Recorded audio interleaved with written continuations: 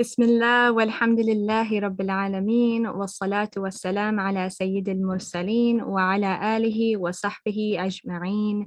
Assalamu alaikum wa rahmatullahi wa barakatuh. My name is Sarah and I am so excited to host you all this evening. Welcome to the closing session of our virtual pop-up Wellness of Women retreat. Alhamdulillah, we are so excited to have you join us. Inshallah, the theme of this session is stepping into your wow factor. This is all about empowering you to step into being the best version of yourself. We pray that over the course of the last few days, you have been able to build a better understanding of what your wow factor is and how you can implement small changes to start prioritizing it moving forward, inshallah. This evening, inshallah, we are joined by our honored guest, Sister Mindful Muslimah, who we are so happy to have with us this evening. She will be sharing her unique insights and help us to summarize the most important areas of focus when it comes to our wellness plan heading into the new year. Before we get started, I'd like to encourage everyone watching to share and like the stream, as well as post any comments or questions in the Facebook comment section, and inshallah, we will do our best to share them at the end of the talk. So now I'd like to share a little bit about Sister Mindful Muslimah.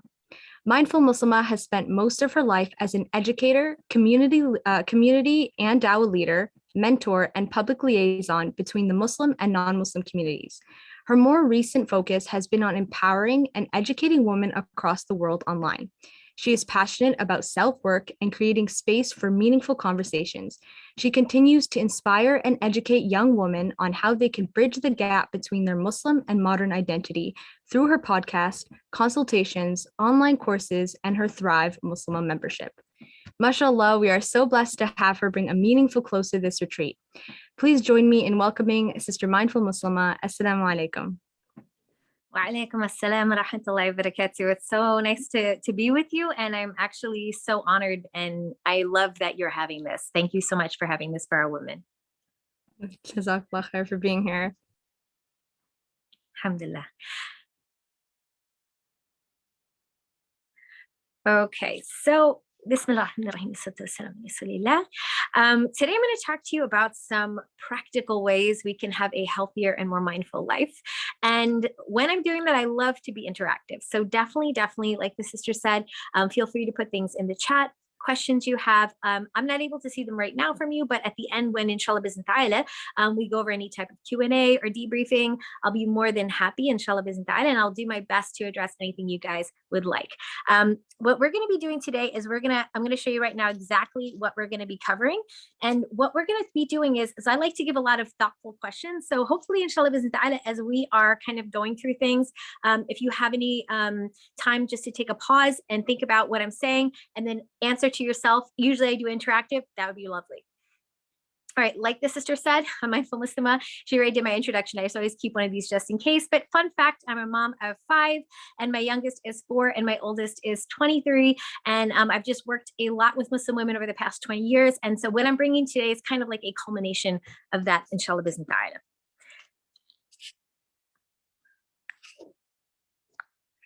All right. And everything that I'm going to show you today, I feel really bad when I leave women. Oftentimes when I talk about stuff like this, then after they're like, how can I do that?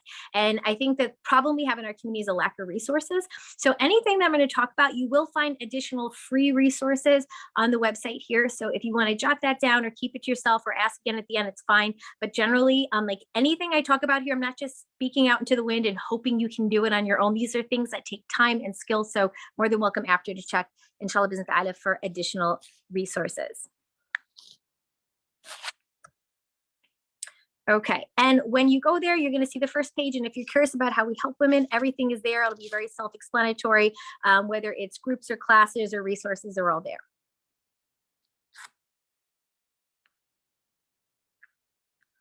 And just what I would love to know inside the chat is, what are you looking forward to hearing about in this segment? What is the most difficult thing that you're experiencing right now in your own personal wellness journey? It really helps me to understand.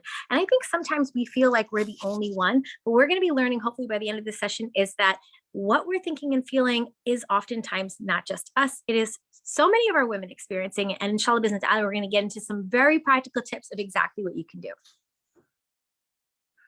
And yeah, I said this already, sorry. Alrighty, so let's talk about what we're going to cover today, inshallah bismillah. So what we're going to cover is some of the common struggles that we face as women. I think we need to just flat out say them just so we can recognize, and if maybe you're not aware, maybe I'm not aware that other people are going through the same thing as us, just acknowledging that wellness interrupt that exists in our common day life and our common day threads that we do have. Then we're going to talk about the 5 foundations of wellness. We'll touch on some critical things you must have in place for your own success with wellness. And inshallah bismillah ta'ala, at the end, some practical tips on how to make your days even easier, like little practical things. I know we're all so busy. How do we fit it in? How do we have time with everything else we have going on? So inshallah bismillah ta'ala, some small changes that will have some huge impact, inshallah bismillah ta'ala. All right, so what I wanted you just to reflect on today, and I think every time someone comes to us, we are having a moment from Allah subhanahu wa ta'ala where he's calling us to catch ourselves. I always tell people, if you've ever gone to a khutbah, sometimes you go to the khutbah and you walk in and the sheikh, he's like, you've heard that story a million times. Let's say it was the story of like Adam alayhi salam. You're like, oh, I know this story. Most people turn their like mind off and then they just, look into their brain and think of something else and kind of ignore the khutbah. I always advise, don't ever do that. If you're in front of some type of information, Allah subhanahu wa ta'ala has put it there for you. There's a reason it's here for you, not just in your life, but right this moment. So my question to you is, what are some things that you're currently struggling with right now? Just take 10 seconds to yourself. If someone asked you that, what would you tell them? And if you would feel free, if you want to put that in the chat, if you feel comfortable, that might help another sister who's going through the same thing. So just ask yourself, what are some things you're currently struggling with?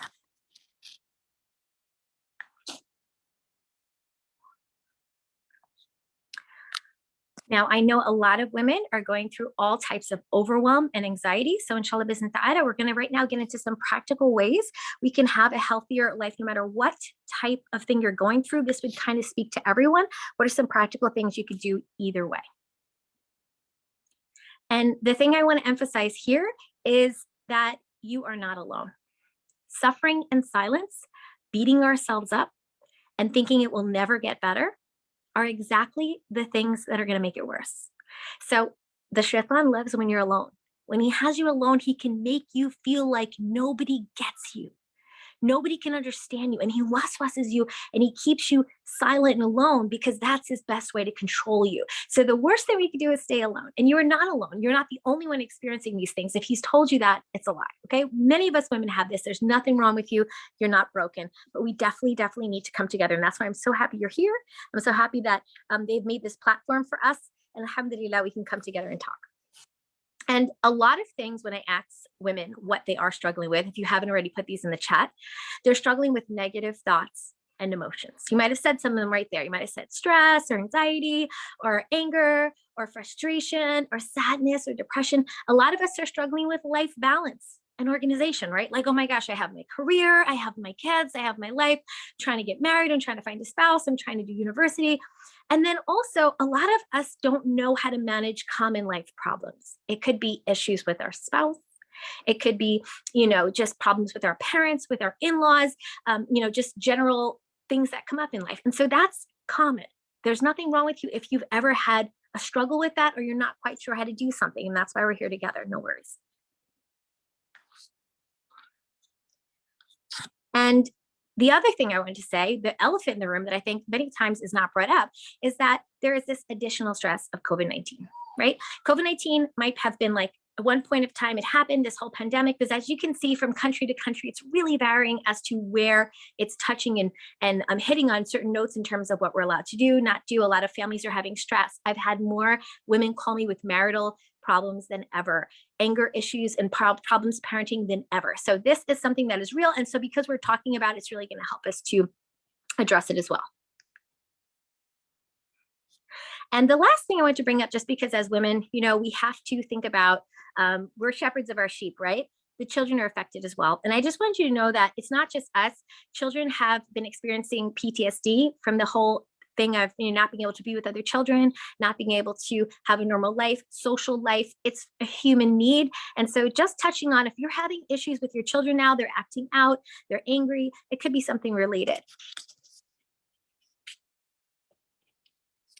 Okay. And I just wanted to say again that what the Nisa Helpline is doing is just such an incredible blessing and incredible benefit to our community. And we need each other more now than ever. So thank you so much again for this, and really, really take advantage of everything they have. Now, I'm just going to give some 5 foundational successes that I would love for women to think about. My advice for more personal wellness and just intentional living aligned with our deen.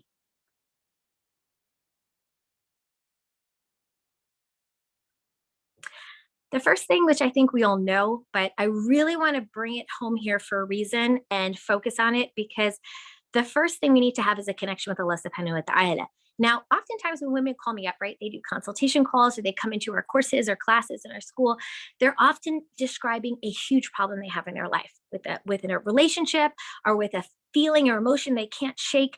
And when I get to the crux of it with them, after we peel back the layers of their story, they often come down to this place where they're not connected with Allah, or they're not connected as much as they were at one time. Maybe they're still praying, maybe they're still making dua or reading Quran somewhat, or maybe not at all. But the point is, my question to you right now is, if you are having any of those things that you mentioned before, how connected do you really feel with Allah? Yes, you're coming to Salah, but how connected do you actually feel? And when you felt close to Him last, how was your life going then? I want you to think of a time when it was going really well with Allah subhanahu wa ta'ala. How are things around your life going? Do you feel they were better or a different way? Just thinking on that for a moment.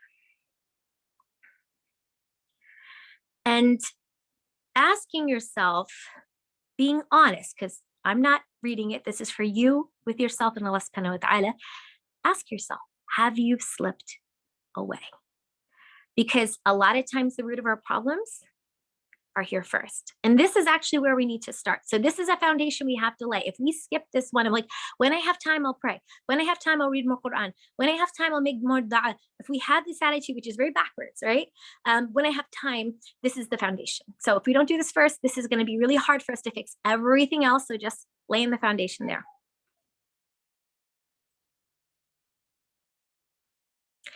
The second thing I want to say, if you want to have a better life, you want to have more wellness, you want to feel healthier, you want to all the aspects, you have to take care of you.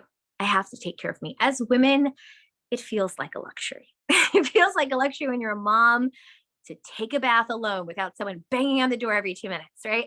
When you are a university student, you know, and you're like papers and essays piling up everywhere, it feels like a luxury to go and give yourself a nice bubble bath, or go get a manicure, or go get your hair done, or go relax, or take a nice nap. It feels like a luxury no matter where we are in our life to actually take care of us. And we often put it off as like, I have too many things to do. I have too many people to take care of. We need to be guilt-free. It is not a luxury. It is a necessity. And when we don't take care of ourselves first, we can't do everything else well. It's okay to put yourself first a little bit, and it's really, really necessary. So I just wanted to ask you a question about this, because a lot of women, I have a feeling what they're going to say, but I'm just going to throw it out there. What is currently stopping you from having more self-care? If we were honest with ourselves right now, what is stopping you from this? Now, in my podcast, I'm doing a whole series for 2022. I know it's like new year, new me with everybody, but I do want to say we're talking a lot about habits. We're talking a lot about life balance. Even on my YouTube, I'm trying to show more day in the life. A lot of people are like, that sounds great, but what does that actually look like? So I'm trying to show more visuals in all types of ways I can, possibly for women all over for free, but we have to be honest about what that is, because if we don't, then we can't address it, right? So let's get into that. Let's get into what that looks like. So what might some practical, doable self-care things look like? Because a lot of things I hear also is I have no time. So everything I'm going to show you, it's very conscious of short time. If you have short time, it's okay. We're gonna help you out here. All right. So there's a couple things. Now, this is going to encompass guarding our emotional, psychological, and physical stability. If we do not have a regular self-care and check-in, and by that, I don't just mean bubble baths. I mean other stuff. I was just, mentioning that, but I mean a ton of other things too. If we're not guarding our emotional and psychological, physical stability, it's going to resonate into the way we talk to people, the way we think about things that people say to us. It's going to really push into our relationships and make them difficult. I notice that whenever people are really far from Allah or they haven't engaged in self-care and they feel super overwhelmed, that's when they have like the most problems with everybody, like their friends, their family. All of a sudden, everything's really difficult. So here are some small but mighty ways that we can get some more of the guarding happening, taking stock of ourselves and where we are. And today I encourage you, I'm going to say a couple things, just some suggestions. If you could do just one by the end of the session that you could commit to, that would be awesome. If you could go 2 or 3 or whatever, that's fine, but don't overwhelm yourself. We're looking for consistency here. First one is morning priming. What I would say is I have tons, like I said, of podcasts that elaborate on all this stuff, but morning priming is, and I know you're going to know what I mean, catching yourself right when your eyes open up. You're ever like lying in your bed and you're there, and as soon as you open your eyes, you're just like, oh, today I have that thing to do. Or, oh, I really don't want to wake up. Or, oh, I can't do this anymore. It's too hard. Or, oh, I feel depressed again. I was fine when I was sleeping, but then now here I am facing this life issue again. And so if we don't catch ourselves in that first 5 to 10 minutes, our mind will spiral us into a negative day. And so how do we do that? I do that with morning priming. I'll talk to you a bit more at the end about that, but definitely like having a little set plan of how we pull ourselves out of that negative emotion. I do it with women all the time. You're going to be fine, but that is key. That is very small. And it probably will take you, if you want to do the minimal, 5 minutes. But we could do even more, up to maybe 20 minutes or an hour if you feel you have time. The next one is putting prayer first. So if you're a person who has gotten a little lazy with your salah, or you have gotten late with your salah, bringing salah back alone and really doing it is critical, because it's your communication with Allah. The minute you cut the communication with Allah, you're literally cutting the communication, which means everything good going back and forth between you and Allah. And when you're cutting yourself from the creator, there's nothing else that can go really well in your life as well as it would if you were connected. The other one is self-care practices, like scheduling time for you to really literally take care of yourself. I'm a mom of 5. If I don't schedule literally when I go to get my hair done, or maybe go and, like whatever it is, like we're Muslim, right? Keeping our nails clean and our feet clean, like just little things to take care of myself, to make myself feel good as a woman. I start to feel like, ugh, right? It's kind of like when you have your counters and they're all cluttered, it makes your brain feel like, ugh. So you have to schedule that in. I literally put in my planner. I have a planner right over here. I'm looking at it and I put it right in there. 2:00 Thursday, whatever it is. Connecting with other women like you're doing right here. Again, when you're alone and you're sitting alone with yourself, it can feel like, oh, the whole world is in your head. And once you come out and you hear other women and you talk to them, you share ideas, it's a human need. It makes you feel good. So you got to do it. Just even if you find a way, connect with women once or twice a month, or 3 or 4 times, whatever it is, whether it's online or in physical. If you're able to where you are, that's great. Learning ways to manage difficult emotions. Now, a lot of us are a slave to our emotions and our thoughts. I once was. That doesn't have to be. When you are that way, it is like you're a prisoner of your mind. No exaggeration. And if you know what I'm talking about, then you know what I'm talking about. So this is something where you can learn a particular skill set, but if you can at least go on that journey, that's a little bit of a bigger one. But if you can get a grip of that, that will change the way you see the day completely. Another one is daily exercise. It is proven that when you just get the blood pumping and your body feeling good, you totally change your mood. So if you're a person who wants to change your mood, think about the second part too here, the last part here, excuse me, eating, exercise, that alone will make you mentally feel better. So if you're struggling with that type of a wellness, obviously your whole body is a gift and we should take care of it anyway. But if it is something that is a definite connection, our body is whole, right? We have our physical, our emotion, our spiritual, our psychological, all these things, but literally just caring for even just one of these things better than before for just this week or just this month, you're going to see a huge, huge difference. I'll talk more about how at the end. The next one I would say is your environment. We underestimate how sitting in a toxic environment or like having things in a way where we've created negativity in the house can really affect us. So for me, for example, sometimes I sit here. Sometimes I start to feel like this is not a good place to sit. I had a negative thought or I had a negative experience. I need to literally change.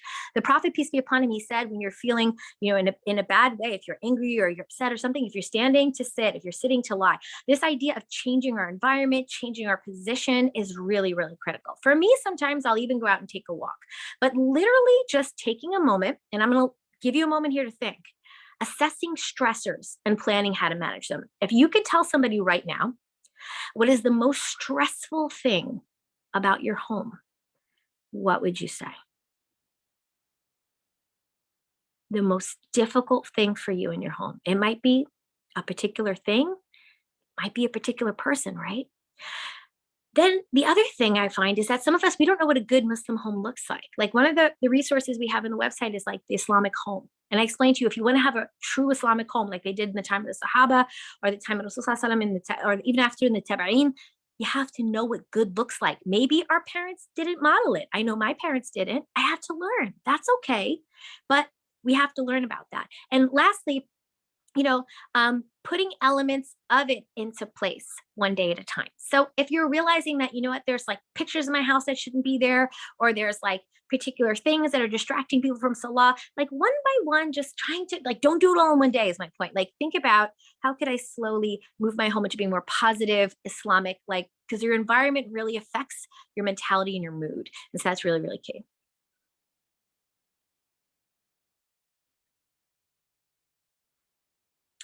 Now, part of your environment is the company that you keep. So unfortunately we don't see people face to face that often. I mean, maybe you do, but in this day and age, and because of, the pandemic and everything else and technology, everybody kind of just uses their phone, right?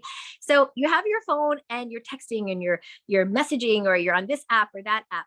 Literally who we surround ourselves with. And I used to be able to say just friends, right? But now it's like influencers, people you follow, channels you follow, right? Things that Pinterest board you follow. I mean, it could be anything at this point. It could be TikTok, people you follow on there. Abu Hurairah radiallahu anhu said, the Prophet, peace be upon him, said, a man is upon the religion of his best friend. So let one of you look at whom he befriends. Literally, and I know we know this hadith, being around certain people, you're just going to start to talk like them. You're going to start to find funny what they find funny. You're going to start to mimic things about them. Everybody says, not me, but it's not really true. I have a lot of kids, so I know as soon as they're around certain people, I can see an instant change in them. Even myself, if I'm around positive people, I become more positive. That's just kind of how it is. So are your closest friends, this is my question for you today, are your closest friends going to take you where you're trying to go? You are trying to be a more positive person right now. Are the friends that you're with going to do that for you? Are they going to help you to be there and to be more positive if they're always like backbiting? Are they going to help you to be a person who really thinks about other people if they don't really think about other people? When you are like angry with somebody, do they calm you down and make you good with them? Or do they hype you up? They're like, yeah, they deserve it. I mean, where you're trying to go, are they going to take you there? And if the answer is no, I'm not saying you have to get rid of them. I'm just saying you might have to spend a lot less time with them because they're not going to be beneficial for where you're going. Okay. And so the ultimate question here I'm asking at this time I'm ending this is my home a place of peace for myself? Why or why not?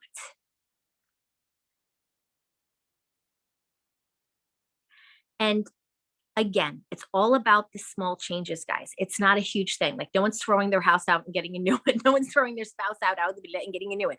What is a very small change I could make today? I want you to think about it for just 10 seconds. Commit to yourself. What is something very small I can commit to doing today? If you want to put in the chat, I would love that. I would love to later see all the things you guys put.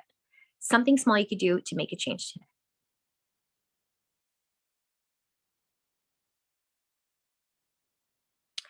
Number 4 is goal setting. So I'm a huge person in this. Definitely. And I see some things that you guys put there, love them, especially just learning how to take a moment. Like if somebody angers you in the house, just take it that 30 seconds to grab that moment and to breathe and catch yourself so you can respond to them as opposed to reacting in the house. That one's huge. You see something so simple as pausing for 30 seconds, breathing, making dhikr, then respond. Like these little things, we have control, ladies. Sometimes you say, oh, you don't know my spouse. I can't control that. But we can control how we respond to them. So we have a lot more control than we think. So with our goals too, sometimes we could feel like life is holding us back, right? But it's not, because Allah subhanahu wa ta'ala can do anything and you can do anything with Allah's help. So what is something you want to work on this year? 2022 is coming up. I mean, I don't personally use like the new year. I kind of use Ramadan for Ramadan, to be honest, but I love this idea of reflecting on that, right? What are you going to work on in 2022? Just answer that for yourself right now. if you could pick just like one thing that you think would like move the needle, make like a big impact item, it could be something small. And what would that be? And then when you pick that one thing, I would love to say prioritize, right? Like, so even if it was like read 30 books, that's really great. But like what happens if you have a huge issue with a spouse that you know kind of needs to be addressed? Because if you didn't put it as a priority this year, by this time next year, you might not be married anymore. I'm just saying you have to think about prioritizing. So if you could now have these things that you'd like to do and you could prioritize them, which would be the most urgent? Just take a moment to yourself. And then what I say after that is don't stop there. That's where people make a mistake. Oh, my 2022 goal is to lose 20 pounds. That's not going to help you. You have to go the next step and say, how? How am I going to do that? And I implore you to like literally write these things down. Like I always have a pen and paper always. Like it's like I feel like it's part of my body, like an additional limb. I'm always writing down my thoughts. When you see them on paper, it's different. And so what I want to say with that is just lastly is having a realistic plan for yourself and putting the how. So how am I going to lose 20 pounds? Well, I'm going to get a gym membership. And then I'm going to go on Tuesdays and Thursdays for 30 minutes. Oh, wait, that's when I have to drop the kids somewhere. All right. So I'm going to talk to my husband, have him hold the kids so I can like literally figure it out. Don't stop until you have it. No way you can't not do it, except for just lack of motivation. But like, that's a whole nother story, but get that plan into place. Lastly, hold yourself accountable. You could do it with a friend. For me, exercising, I do it with my husband. So that's where we're holding each other accountable all the time. If I'm feeling tired today, he goes, get up, go to the gym, or go work out downstairs in the basement, like whatever it is. And I do the same for him. So have an accountability person. We do that inside of our membership. We have all the women together in groups and we do stuff. However you want to do it, just do it.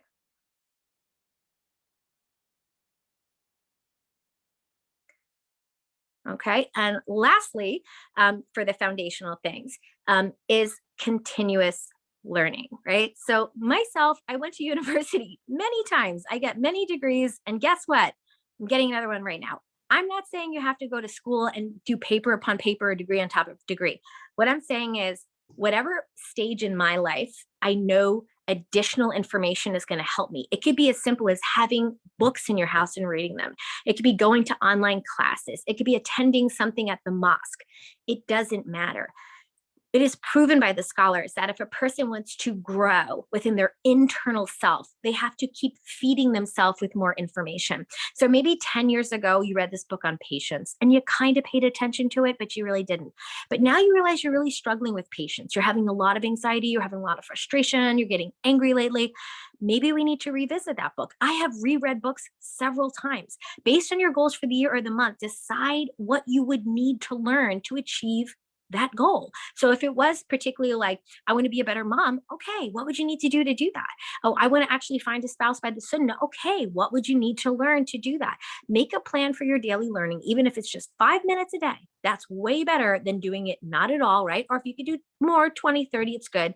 But continuously learning is key, okay? In any way you can. Okay, so now we're going to get to our practical daily life tips. I'm going to show you more how-to hands-on stuff of like, that all sounded great, having these foundational things, right?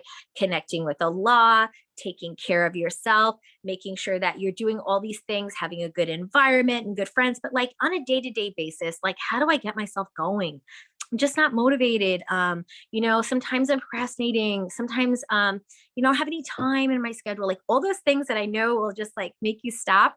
Let's go into them now. Now, the first thing I just want to reiterate here is connecting with Allah is important now more than ever, especially in the world we're in right now where there's so many distractions and many women feel overwhelmed.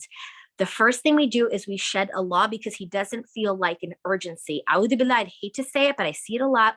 Well, I have to go to work. Work is like non-negotiable. Or you know what? I have to feed the kids. They're kids. Who else is going to feed them? So I have to pray late. All these things that we do are not true. So I just want to reiterate that there's a way to put Allah first again. And once you do, everything else will fall into place. He will literally do it for you. So just remembering that first. So let's look at what that could look like. All right. So first of all, my suggestion to you is praying on time. Now, what I do, and I have something I'll show you at the end on how I make my daily schedule. If I have a planner, let me see if I can grab it here. If I have a planner and I have my days, I will literally put the salah. This is like a blank page. I'm just going to show you right now. I will literally go and I will put the salah times in first. Before I put in anything else, I will put salah, salah, salah, salah. Then I will build my daily schedule around salah. I have an entire YouTube video where I talk about how to do this. It's like something about your daily checklist. If you go on my YouTube channel, you'll see it, Mindful Muslimah. So the point is, you put in the salah first and then everything around it. And then you can't be late because you've already thought of it first. But most of us, we just do it whenever our phone goes off or whatever, like that is a killer. Don't do that. Second one is renew our intentions before we start the day. And I do this all the time, especially when I'm busy. Renew my intention to Allah, Ya Rab. I'm really struggling with my time lately. I really need your help. I just renew my intention with you that I'm going to really try to pray on time today. Help me the best you can to move all things out the way. I need your help. I feel like I can't do this myself. And I'm so sorry for every time I'm late. Please forgive me. And I talk to Allah straight like that. This is really important. If you struggle, that's great. Do that. Have a routine to read the Quran. Connecting with Allah even 5 minutes. What I do, and I don't have my basket in front of me, I'm about to make a morning routine video on YouTube, a better one than my old one. It's pretty old. I have a plan A, plan B. Plan A is to do 20 to 30 minutes a day for memorizing or doing tafsir. Like I have 20. I have a whole Quran thing I do. Maybe it takes me anywhere from 20 to 45 minutes. But on a day where I'm feeling sick or on a day where I'm feeling tired, I haven't slept all night, maybe the kids kept me up, or maybe I'm in such a rush, something happened, I have a little teeny book and it's called One Ayah a Day. So even if my day is crazy, there's no way I don't have time for one ayah of Quran. So I hold myself accountable. And that way I keep myself consistent. It never becomes inshallah tomorrow, inshallah tomorrow. So just, if you can even just make it super simple, one ayah a day, do what you have to do. Lastly is speak regularly to Allah subhanahu wa ta'ala. Now, again, I'm speaking to the women who I can hear them saying, I don't feel like it, I don't feel well, or I don't have time. What you're going to do is you're going to talk to Allah while you're walking. I can't show you here, but if I went to my kitchen right now and I started wiping my counter, I'd be like, oh Allah, I feel like today was such a difficult day. Ya Allah, make it easy. I'm trying right now to do this. Like I'm just talking to Allah like this.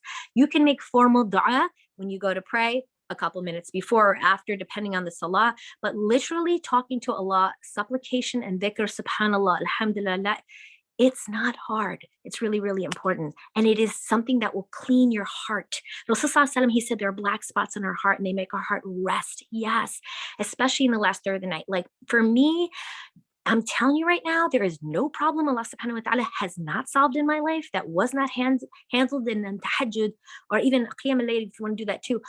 I'm telling you, in the last third of the night, you go in front of Allah and you tell him your problems. There's no way I have never had anything not fixed, literally. So subhanallah, most of us don't have that success because we're not actually doing it. But we do it a little, not so much. Bring it on back. Bring it on back. That's my first practical deal. These are small things I just said, 5 minutes each. You can do it. Okay, this is a big one. The Prophet, peace be upon him, when he was getting everybody ready, right? When Islam came, the message of Islam came, and he had to bring it to the masses. You remember that period of time after he went to the cave of Hira, and then alayhi salatu salam, he came down and he told his wife, he got people, and they were kind of doing Islam in secret. Do you know what he did? He got them into routines and plans. We don't talk about it a lot in our ummah, and I wish we did more. He got them into legit routines and plans. Remember the ayats of Quran came where they said stand all night in prayer, and like he got them into, like I said, like the night prayers and tahajjud and stuff. He got them into that. He got them into schedules of dhikr. He was like beefing them up, getting them pumped, because he knew they were going to go into some hard situations dealing with the non-Muslims. And that's exactly what happened. So we have to be ready. Most of us, when crazy things happen in our life, we like deal with them then. Like, I'll deal with that then. I have a lot going on right now. No, we have to have schedules and routines. Allah subhanahu wa ta'ala said consistency is key. How do you have consistency? By having routines. I have a morning routine. I have an evening routine. I told you I'm about to put them up on YouTube. I have like an older version. Sometimes on Instagram, I share them, but generally I talk in my podcast, how to make a routine. I think I just had one, how to craft the perfect morning routine for any person. So like, figure it out for yourself. But if you don't have a set time when you're doing this and this, your life is going to be very wonky, very messy. I have women call me all the time. So this is important. Have set schedules, preparations. And by the way, if you are a mom and you are unorganized, you know what happens. The kids are all unorganized. Can't find the sock. I don't know where that is. And that is super stressful. Kids are crying. So it is going to be better for everyone overall. So let's just 5 minutes. What could look like morning routine. Now, everybody thinks morning routine has to be like an hour and a half to 2 hours. It can be. It can also be 20 minutes, whatever it takes. I'm going to go into a bit more of what that's going to look like in a second, but having a morning routine is key. Again, I'll show you mine visually. I don't have time to go into all that now, but also having a daily schedule. So for example, me, I have in here, I've literally had to do this as a mom. When you have a lot of kids or you have a lot of responsibility, I had to literally pen in when I'm going to sit with my kids. I know that sounds crazy, but with the life we have these days, it's like 20 minutes, play with the kids on the floor with the blocks. Like literally as parents, we have our phones in our hands all day long. It's pretty horrible for a child. I saw this really shocking visual on Instagram. It was a mom with the phone like this, and all her, like, it showed arrows going to the phone, and the baby looking at the mom and just like waiting for the mom to look at her. And it just showed like the connection for the child is just like waiting for attention that is never coming, and always seeing the mother looking at something else and the baby's right here. So how many times as mothers have we had our kids in the room and we're always looking on a computer screen, we're looking on a phone, and how much, even if we talk to them, it's like right back to the phone, right back to the computer. So 20 minutes of eye contact is rare these days. Having that schedule, putting the kids in there, putting your husband in there. I have a thing with my husband at the end of the day. Every night, it's going to be soon. I can see my clock right now. We sit down together for 40 minutes a day in my evening routine. Moving into that. So time to connect with loved ones has to be in there. It's part of my priority, but it's also part of my deen to take care of them, right? And I have one day a week when I prep. So I've showed this a little bit in my day in the life that I do on YouTube. So my day is Sunday. I prep for the upcoming week. So I catch myself, I reflect on my week, and I prep again. I food prep, I whatever prep, clear my schedule. Really, really important. These little life schedules really make for consistent living, that you can be more mindful and have a healthier life on a regular basis. Okay, so I want to show you these in like I told you, I was going to give you some takeaways in terms of tools. Maybe if you click it again, sis, it'll show up more information. Yeah, probably going to show them one at a time. Mental priming is key. So I told you there's a podcast I have, Craft the Morning Schedule for Yourself. I suggest if you want to listen to that. I don't have time in this presentation to go deeper into that, but definitely on that episode 286, you'll go in there and I'll tell you, no matter if you're a mom, if you're a student, whatever, how to do it. I have particular questions you can ask yourself. You could sit there with a notebook and you could write it down to figure out what your routine would look for you in order to have your particular situation. One thing I want to tell women is, don't feel bad about your morning routine not looking as nice as the other sisters on YouTube. I hate when people watch YouTube videos of other women and their routines and they feel really bad about themselves. You are not in the same place she is in her life. You don't have her same life situations. You don't have mine. I don't have yours. We need to look less at each other like we're insufficient and more like, well, that works for her. Let me see what works for me, and figuring me out and being cool about the fact that it doesn't look pretty. It doesn't look cute. It doesn't have to. It has to be practical and meet Allah subhanahu wa ta'ala's needs and your family needs and your needs. That's it. Okay. Daily schedule.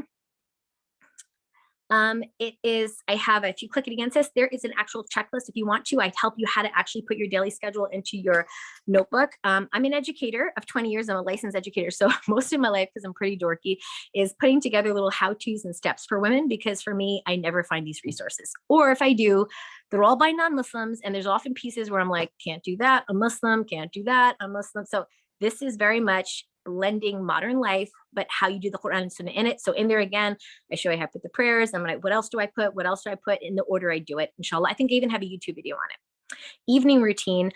So going over your schedule, this is generally what mine involves. And then you do you, whatever works for you. Going over my schedule for the next day, priming my mind. A good day starts the day before. The night before. So if I have Wednesday on my thing and today's Tuesday night, I'm looking at Wednesday, getting my mind ready. I'm going to work out tomorrow. Oh, yes, I am. I'm going to fast tomorrow. Oh, yes, I am. Making my intention. I'm going to cook that thing. I promised the kids I would do that thing. Get my mind ready. Putting workout clothes out. So for example, it's hard to work out as a mom, even though I love to feel good and exercise, because my kids are always off schedule or my husband needs me something. So I put my stuff out. And when I wake up in the morning, if I'm not going out of the house, I put those clothes on. I'm like, I am mentally going to work out today. I put myself in the mode. Like that little stuff, game changers. So number 3, If I have food, I think as a mom, a stressful thing, or as a wife, if you don't have kids, it's just dinner. It's just like all day. It's that looming thing in your head, like, gotta cook that dinner. Oh my gosh, everybody needs dinner late. So what I do is I start prepping it in the morning, just defrosting it from the night before, chopping a couple things in the morning. So by the time I get to dinner, it's just put it all together. So doing things in pieces to make your life seem less overwhelming helps.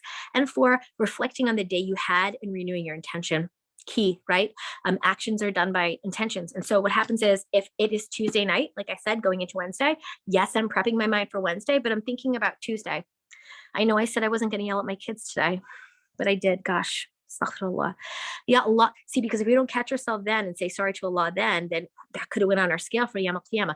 Ya Rab, please forgive me. Help me tomorrow to do better. Renew my intention. Asking Allah for help. Right there. Right there. Okay. Lastly is just have a day when you prep. Okay, so a couple things that I would suggest for women is this. Weekly planning, do it. Pick one day. It could be whatever day is good for you. If you can plan month by month, it's even better. Let me tell you why I love to plan month by month, because you get a lot more done. You're a lot more efficient. And you'll say, oh, my life's too crazy. I can't do that. You'd be surprised if you really sat back with yourself and thought. I have a video right there on YouTube too, how I do that. So more than welcome to check it out. Can't go into it right now, but what I want to say with that is, if you have your month planned, it's also less stressful, because like, for example, I homeschool. Do you know what it's like if I had to plan week by week? Things happen. I'm busy. Kids get sick, this and that. So I need to have it all planned ahead, so I know where I'm going with this whole thing. I know where I'm going with September, October. So it really, and plus it's with that goal in mind, right? The end in mind. I just dropped a podcast today on talking about Stephen Covey and the 7 habits for success. So if habits is a thing you're struggling with right now, my last couple of podcasts were on how to get rid of bad habits, how to get good habits, like things like that. And I talk about what the Quran and Sunnah says about having the end in mind. And so inshallah ta'ala, last thing I'll say for women is food prep. It's always like taking a bulk of your head in your day. I plan once for the whole year. I got a crazy thing that I do with seasonal planning. You could check that out. I'm going to make a YouTube video on it, but on my website, I also have a downloadable on it, how to do it. So you're welcome to check it out too. Lastly, with what you're doing today is don't do it alone. As you can see, when we're together here, everything feels better. And forgive me, I can't see your chats as you're typing. Usually what I'll do is I'll see you guys say some stuff and I'll react to it, or I'll ask you more about that, and I'll do a lot of that. But because we're here and I'm so happy we're here, when we're connecting together, we're sharing ideas. We're having a human moment. I know with the meta world now, everything feels so like virtual and it's okay. But we need human connection. The Prophet, peace be upon him, he said, like, to leave the community is like to cut your jugular vein. When Muslims go and they live outside of Muslim communities, or they just literally don't interact with each other, they don't go to the mosque, they don't see each other, it does something to the human connection. That's why we have Friday prayers to come together. That's why we have Ramadan, we fast together. Togetherness is huge in the Muslim community. In the Western world, not so much. It's more individualistic. So don't fall into that trap. The shaitan loves for us to be alone. Connect with Nisa Helpline. They're here to help you. I love that they have this kind of oasis for women to come to learn and to get together, learn the skills you need to improve. I told you a million free things that you can get off of my site too as well. And stay positive and think well of Allah subhanahu wa ta'ala, and bring the right intention. With the right intention and the right follow through, Allah subhanahu wa ta'ala can help us with anything. And so just letting you guys know, Jazakumullahu khairan. Thank you so much, Nisa Helpline. If you guys want to reach me, this is the link again to anything free that I just mentioned. You can find it at www.mindful-muslimah.com. And lastly, if you have any personal queries or anything, or you want to ask me about anything, I just want to leave my email here, mindfulness@mindful-muslimah.com. You could always find me on Instagram, Mindful Muslimah, or on our podcast, the Mindful Muslimah Speaks podcast, on Apple, Spotify, Podbean, and wherever else we are, inshallah. Jazakallah khair, Sister Mindful Muslimah, for that very enlightening presentation, mashallah. I personally can walk away with a lot of inspiration now, and I'm sure our audience feels the same. So now we're just going to take a moment to share any questions or comments from the audience, inshallah. We already have 2, so I'll just, we have 2 so far. So the first one is, how can Ramadan be an opportunity to prioritize wellness? That's a good one. For me, and I I would love I wish if I had a board, I could draw it. For me, it's like stairs. I want us to think about Ramadan like stairs, like steps up, up, up. So what happens is a lot of times, and I do a whole program in Ramadan on this because of this, like we all like pump ourselves up. We're like, Ramadan, I'm going to read like the Quran twice. I'm going to like lose 20 pounds. We pump ourselves up. But here's the thing. It's always like too much. And then we like go on it strong the first week and then we die out. So when we approach Ramadan this year, I pray Allah subhanahu wa ta'ala helps us to reach Ramadan. Ameen ya Rabbil Alameen. Is that we go there with really, really strong intention of doing something small, consistency. And the reason I said the stairs is because let me give you an example of what I do for wellness in Ramadan. This year, I realized I'm giving you like 10 years ago, actually. Let's say 10 years ago, I started this way. I was like, okay, by the end of this year, my goal is to not just stop praying tahajjud at the end of Ramadan. I'm going to keep praying just 2 rakah the whole year till the next Ramadan. Like legit, that was my only focus. No matter what happens, did it. The next year I came in, I was like, I love that. I'm going to do that, but I'm going to increase it to 4 because I know I can do it now. And I'm going to do it with my husband. So it's like a spouse thing and it brings us closer to Allah.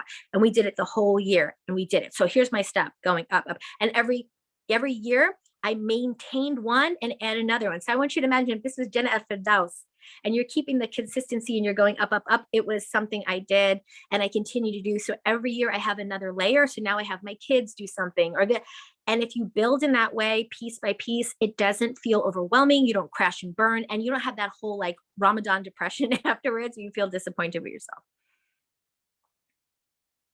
Jazakallah khair, sister, for that response, mashallah. Okay, and the second question is, how do we deal with setbacks? I think the first way, I don't know if the person could elaborate more on setbacks, is to not see a setback as a setback. I think Allah subhanahu wa ta'ala, he has a divine plan that we don't always understand. I always tell the story of how I had a really, really bad car accident when I was 6 months pregnant. Alhamdulillah, I'm okay. Alhamdulillah, my daughter's okay. She's healthy now and has her own kids. But at the time I had a really bad, like I was T-boned in the middle of the snow, just my car was spinning. And at the time I was so poor. When I tell you I was like a newly married, I had a baby, that was the only car we had. It was really, really difficult.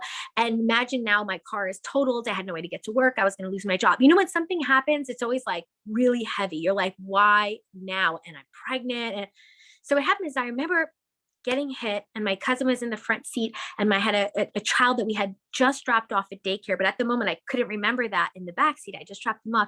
We got hit and subhanAllah, the car was spinning 360s and it was snowing. And I remember we had just bought hot chocolate. So all I remember was like hot chocolate flying everywhere and I'm spinning. And as soon as the car stopped, I look around, I'm like, oh my gosh. And I'm afraid to look in the back seat. I couldn't remember I just dropped off a child. And I look like, I don't want to look at the back seat. And then I look, alhamdulillah, the child had just been dropped off. That whole part of the car was gone. And so my cousin who's in the front with me, the two cars smashed together, they're injured. In the end, my point is I get out of the car and I go to see the person come out, see if I'm okay. They said, you need to go to the hospital. I said, I'm fine. They said, well, you know, you're pregnant. And I said, well, yeah, but okay, I'll go anyway. Who cares? And then I went, it turns out I was already in labor and I didn't know. When you have an impact like that, it's really dangerous. But it also turned out I had another health problem I didn't know anything about that going to the hospital alerted me to that day. It was actually a rahmah. And also, if I had continued going down that path, there was actually a bigger truck that probably would have hit me there. I learned later there was an entire accident that was huge. So Allah subhanahu wa ta'ala, in that small setback, really one protected my life, the life of my baby. And I had another physical illness. I was totally unaware that he took the moment to show me that I would have never found out in Allahu Alam where I would be. So sometimes our setbacks to us are to Allah small gifts, small rahmas. And so I would say, instead of asking ourselves, why is this happening to me? Why is this happening to me? Say, what is Allah trying to show me right now in my life? What is he trying to teach me? Like it could be for something, and just thanking Allah and say alhamdulillah and doing your best and say, I trust you, Allah. I have complete tawakkul. Whatever it is good for me, and you're al-adl, the most just. Wow, subhanallah. Wow, that was an amazing story. And alhamdulillah, everything turned out right by the will of Allah. Alhamdulillah. So that looks like all the questions we have for today, inshallah. So jazakallah khairan again, Sister Mindful Muslimah. It was a great pleasure hosting you this evening, alhamdulillah.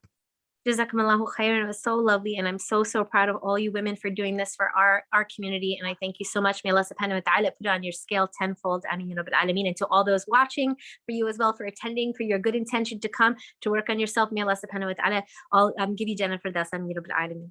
Ameen. Jazakallah khair. So before we end this session, I'd like to welcome back Sister Shaheen, Nisa Helpline Senior Program Manager. And joining us as well is our Executive Director, Sister Tanweer Ibrahim, who will be sharing remarks on behalf of Nisa Helpline and our vision moving into 2022, inshallah. So without further ado, I'd like to welcome Sister Tanweer and Sister Shaheen. Assalamu alaikum to you both. Wa alaikum salam, Sister Sarah. How are you? Alhamdulillah. How are you? Good. So I think we'll go ahead and get started. Jazakallah khairan, Sister Mindful Muslimah. This was, it was such an honor to host you and to go through this last session of our retreat. May it be beneficial for everyone, and may Allah subhanahu wa ta'ala allow you to continue to spread your blessings throughout the community. Ameen. So, I wanted to really just kind of take some time to give you guys some updates in terms of Nisa Helpline and kind of walk you through, what's been happening. And, in the past year, just to kind of set it into motions, our calls have not decreased. They keep increasing. We are dealing with sisters who are in distress, sisters who are vulnerable, sisters who are looking for that listening ear, that guiding light of hope, the resources to help them take that next step, the toolkit, the guidance, the referrals. And at Nisa Helpline, this is what we aim to support day in, day out, 365 days a year. But the helpline has experienced over the past 2 years, and just as of recent, this past year, the numbers are pretty shocking. They're pretty revealing. And what I'd like to do right now, if we can just have our technical coordinator get this on the screen, is just some of the testimonials, some of the realities of our sisters who have called in. Obviously we keep their confidentiality in mind as well, but just a few of the testimonials that they've shared with us, right? Some of the situations that we've experienced. And I'll just kind of narrate this in first person as if it's the sisters who are calling in. So just to give you a little bit of a sampling, I'm so grateful that Allah subhanahu wa ta'ala has helped me and provided me with the support I needed through this helpline. They listened to me and encouraged me to call my parents and provided me with resources for a rehab center. I was very intoxicated, but I needed some help, so I called Nisa Helpline.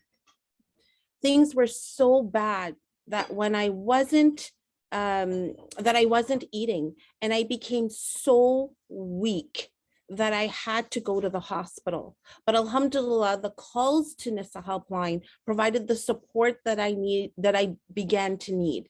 And through these calls, through these helplines, through these sisters who are doing the peer-to-peer counseling, they're able to fill these sisters' cups with hope. Right? If you take a step back, our sisters are suffering from mental health disorders. It's real. Islamophobia all around. It's real. We continue to provide the support, not just through our calls, but beyond the call, through programs and events like this, through tools and resources that you will see accessible, free, easily accessible on our website, inshallah. And in the next few weeks to months to come, stepping into the new year, you will continue to see Nisa Helpline, inshallah, reach and soar new heights so that we can service our sisters, service the need, service what they're looking for so that they can fill their own cups with hope and dive into that next chapter of living a dignified life. So when we look at the data that we've collected over the past, let's just say 3 months, it's certain that a service like this is needed.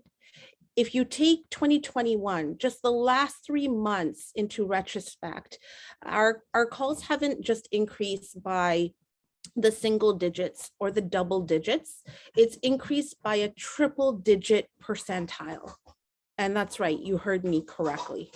So in September, if we look at 2021 in comparison to 2020, it's increased by 187% in terms of call volumes. When we look at October and compare from 2021 to 2020, we've increased by 146%. And just November, when we do that comparison between 2021 to 2020, it's 239% in terms of increase in call volume. And with your support, with your contributions, with your help, assistance, and donations, it is because of you that we're able to continue to sustain this viable helpline and this viable cause. It's because of you that we've been able to cater to the top key call categories that we handle. And just to name a few: domestic abuse, violence, anxiety, stress, depression, family issues, financial distress. And I've mentioned a few of the issues that we've been tackling: mental health, Islamophobia. All of that has come into full circle. And what are we doing about it? We're really looking at that lens of what do our sisters need? What do they need today? What do they need tomorrow? What do they need stepping into that new them to fill their cups with hope? And that is more programs, more resources, more toolkits, more referrals and professionals to get them to where they need to be. So with that lens, you're going to continue to see us right at the forefront, right in the front lines, helping them one call at a time, one program at a time, one resource at a time. And this is where we need you to continue to help us sustain this viable service and support. So without further ado, please do, when you are looking at your end of year donations and you're looking at that one last donation and contribution that you need to make, please do consider Nisa Helpline. Consider helping a sister filling her cup with hope and donate at nisahelpline.com/donate. We do issue tax receipts for everything that's $20 and above. And you just have like a few weeks left until the end of the year that you'll be eligible to receive a tax receipt for 2021. So don't forget about this viable service, this important organization, as we continue to fill critical gaps of need that our sisters are looking to us to fulfill. With that said, I'd like to turn it over to our Executive Director, Sister Tanwir Ibrahim, to close us off for this evening.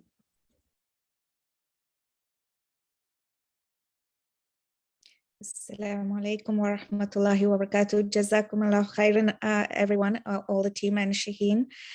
Bismillahir Rahmanir Rahim. So as we've heard Sister Shaheen mentioned, like we've got the stats, you've all heard about the stats, the number of calls that we receive, the issues that that the callers call the helpline for. And the stats do not do justice to the callers and the challenges they face.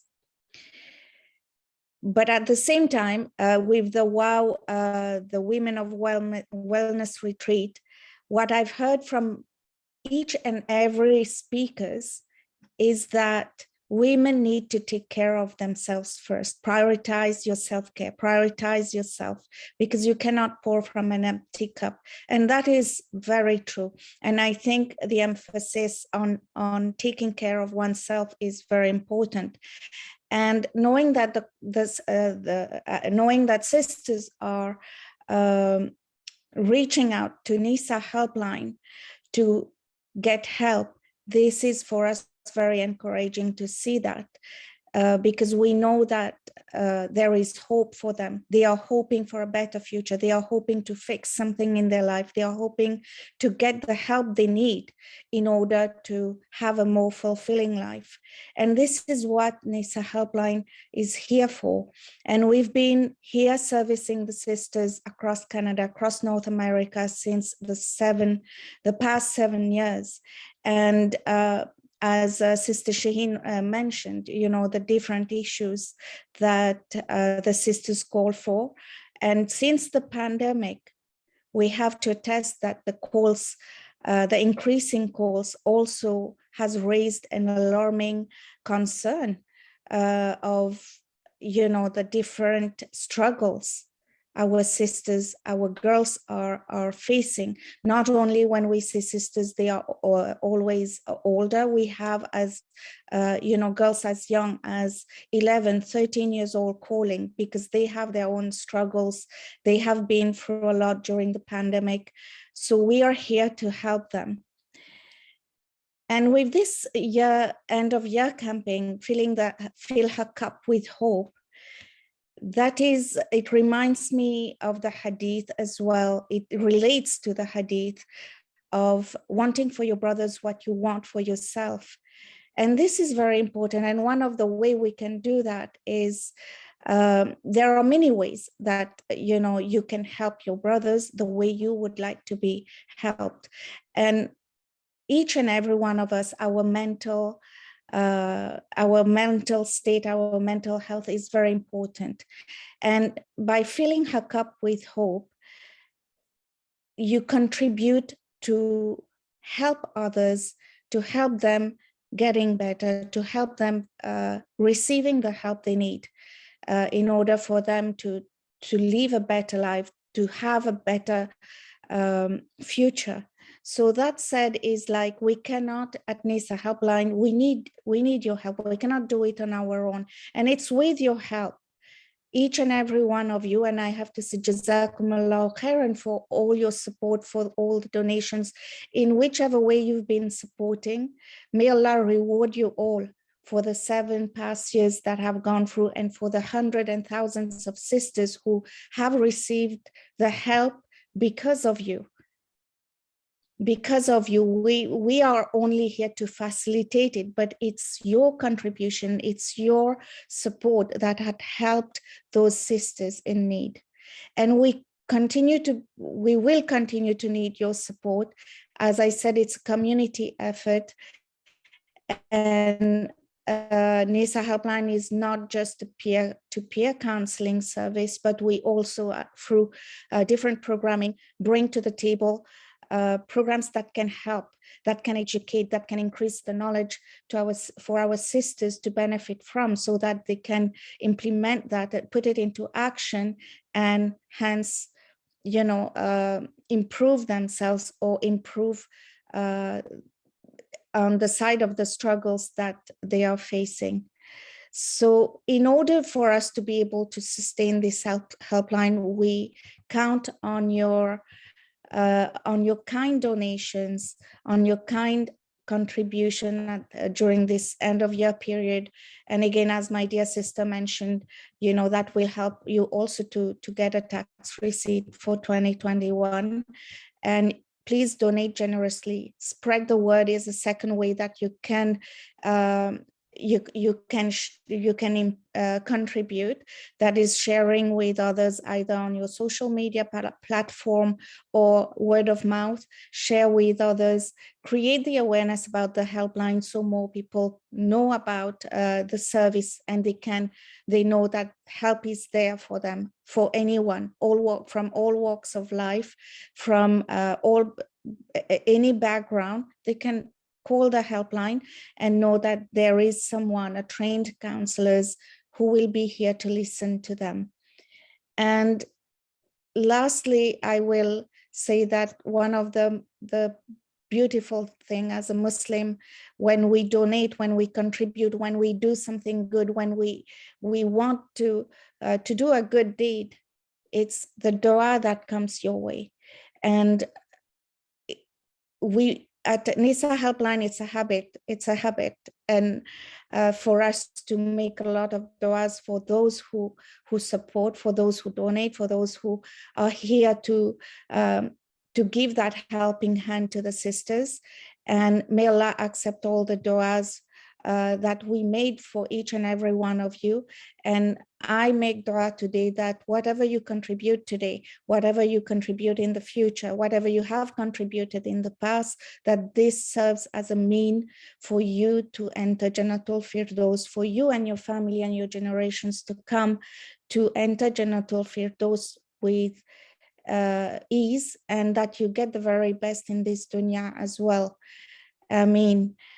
On this note, I will say Jazakumullahu khairan to all of you who attended the sessions, and to the team who has put a lot of effort and time in planning, and all the counselors that are here day in and day out to answer the calls. Jazakumullahu khairan to everyone. Assalamu alaikum wa rahmatullahi wa barakatuh. Jazakallah khair, Sister Tanweer and Sister Shaheen, for that look ahead. Alhamdulillah. May Allah put barakah in all of our efforts. Alhamdulillah, we are drawing to the end of our 3-day retreat. We hope this has been an inspirational few days and that we have put the wellness of women on the mind of everyone watching. Now is the time to step into your wow factor, and now you have some greater knowledge on how to achieve this, alhamdulillah. Thank you all for joining us this session, and we make dua to Allah that our talk was beneficial to everyone. Ameen. Before we sign off on our last session, make sure to follow us on Facebook, Instagram, and Twitter, inshallah. So Jazakumullah khairan, everyone, and have a good night. Assalamu alaikum wa rahmatullahi wa barakatuh.